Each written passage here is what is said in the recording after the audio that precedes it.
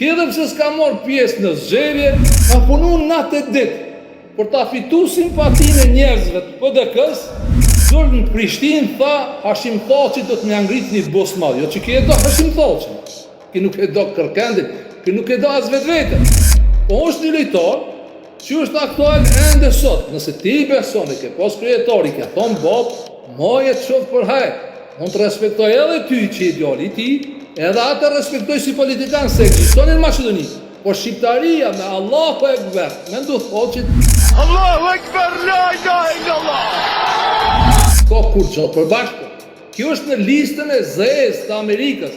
Nuk është në listën e zezë të Amerikës për asgjë tjetër, vetëm për shkak të bashkëpunimit të tij me krimin organizuar që ishte në vitet 90-ta. A zoni cili politikan në Maqedoni përfundoi në burg? Nuk mund krahasohet Maqedonia me Shqipërinë. Sot ish presidenti i Shqipërisë është në burg.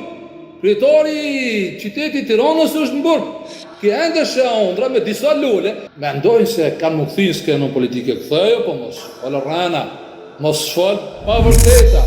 Thehu me dignitet. Nëse je me Allahu Ekber, thuja me Allahu Ekber dhe realizoj drejtat e muslimanëve, bane shariatin islamik në Maqedoni. Kjo është ai që ka kërkuar me të gjitha rrymat muslimanëve të hoxhallarëve, që vitet 90-ta.